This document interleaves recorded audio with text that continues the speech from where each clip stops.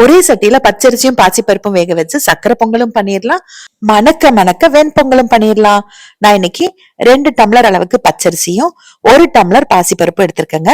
எப்பவுமே அரிசி எவ்வளவு எடுக்கிறோமோ அந்த அளவுல பாதி பாசிப்பருப்பு எடுக்கணுங்க. ரெண்டும் நல்லா கழுவிட்டு ஒரு 1/2 மணி நேரம் ஊற வச்சுக்கலாம்.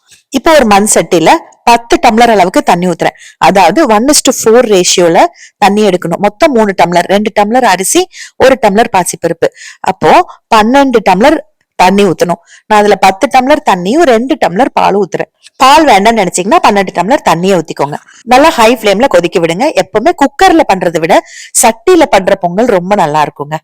நல்லா கொதி வந்ததுக்கு அப்புறமா அடுப்பை கம்ப்ளீட்டா சிம் பண்ணிட்டு அரிசி பருப்பும் கழுவிட்டு தண்ணி வடிச்சு வச்சிருக்கோம் பாருங்க, அதை உள்ள சேர்த்துடலாம். உள்ள சேர்த்ததுமே எப்பவுமே அந்த கொதிக்கிறது அடங்கும். திரும்ப ஹை ஃபிளேம்ல வச்சு கலந்து விட்டுட்டு கொதி வர வரைக்கும் விடுங்க.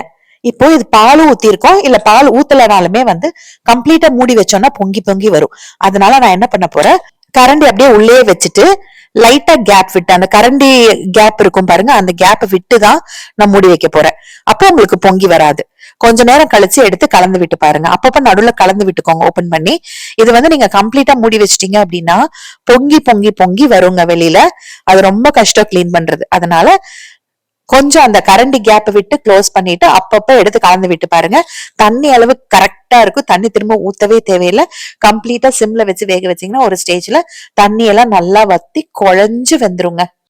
பாருங்க நல்லா குழஞ்சு வெந்திருக்கு. குக்கர்ல வைக்கிற மாதிரி இருந்தாலும் இதே ரேஷியோல எல்லாம் தண்ணி எல்லாம் ஊத்திட்டு ஆவி வந்ததுக்கு அப்புறமா வெயிட் போட்டுட்டு கம்ப்ளீட்டா சிம் பண்ணி 15 நிமிஷம் வச்சீங்கன்னா சூப்பரா வெந்துரும். இப்போ ஒரு பாத்திரத்துல வெல்லம் கரைக்கிறதுக்கு 1/2 டம்ளர் தண்ணியில 2 டம்ளர் அளவுக்கு வெல்லம், நான் அரிசி எடுத்து அதே டம்ளர்ல எடுத்திருக்கேன். இது அப்படியே சிம்ல இருக்கட்டும். வெண்பொங்கல் தாளிக்கிறதுக்கு 1 பச்சை மிளகாய், கருவேப்பிலை, இஞ்சி, மிளகு 1/4 ஸ்பூனும், சீரகம் நல்லா 1 ஸ்பூன் நிறைச்சு எடுத்திருக்கேங்க. இப்ப நம்ம பொங்கல் தாளிச்சுக்கலாம். ஒரு கடாயில 2 ஸ்பூன் அளவுக்கு எண்ணெயும் நல்லா 2 அல்லது 3 ஸ்பூன் அளவுக்கு நெய் ஊத்திக்கலாம். முந்திரி கொஞ்சம் போட்டுக்கோங்க. பச்சை மிளகாய் வெட்டி வச்சது, இஞ்சி கட் பண்ணி இடிச்சு சேர்த்திருக்கேன், மிளகும் கொஞ்சம் பொடிச்சு சேர்த்திருக்காங்க. ரொம்ப நைஸா இருக்க கூடாது, லைட்டா 1 பாதிமா பொடிச்சு சேர்த்துட்டு சீரகம் கருவேப்பிலை எல்லாமே ஒன்னா போட்டுட்டு சிம்ல வச்சு நல்லா வதக்கி விட்டுட்டு நம்ம அந்த அரிசி வேக வச்சிருக்கோம் பாருங்க, அரிசி பருப்பும் அது தேவையான அளவு எடுத்து போட்டுட்டு அதுக்கு ஒரு 1/2 ஸ்பூன் அளவுக்கு பொடி உப்பும் சேர்த்துட்டு நல்லா கலந்துட்டீங்கன்னா சூப்பரான வெண்பொங்கல் ரெடி ஆயிரும். சட்டியில வேக வச்சு பண்ணும்போது ஆறினாலும் பொங்கல் கெட்டியே ஆகாதுங்க, சூப்பரா இருக்கும். இப்போ சக்கரை பொங்கலுக்கு நம்ம அந்த சட்டியில மீதி அரிசியும் பருப்பும் வேக வச்சது இருக்கு பாருங்க, அதுல அந்த வெல்லத்தை கரைச்சு ஊத்திக்கலாம். வெல்லம் கரைச்சிட்டு கொஞ்சம் கொதிக்க வச்சு ஊத்தினீங்கன்னா நல்லா இருக்குங்க. நான் கரைச்ச வெல்லம் முழுவதுமா ஊத்தலங்க, கொஞ்சம் நிறுத்திட்டேன். ஏன்னா இதுவே டேஸ்ட் இனிப்பு கரெக்டா இருந்தது. இதுவுமே நல்லா இலக்கமா இருக்கிறது, ஆறினா கொஞ்சம் கெட்டி ஆகுங்க. ஒரு சிட்டிகை உப்பு சேர்த்துக்கோங்க. உங்களுக்கு எந்த அளவுக்கு நெய் அதிகமா ஊத்துறமோ பொங்கல் நல்லா இருக்கும். நெய்ல கொஞ்சம் முந்திரி திராட்சை வறுத்துட்டு உள்ள சேர்த்துக்கோங்க, கொஞ்சம் ஏலக்காய் தூளும் சேர்த்துக்கோங்க. அவ்வளவுதான். நல்லா கலந்து விட்டீங்கன்னா செம செம டேஸ்டான ஒரு சக்கரை பொங்கல் ரெடி ஆயிருச்சு. இப்ப நான் காமிக்கிறேன் பாருங்க, நல்லா ஆறி இருக்கு.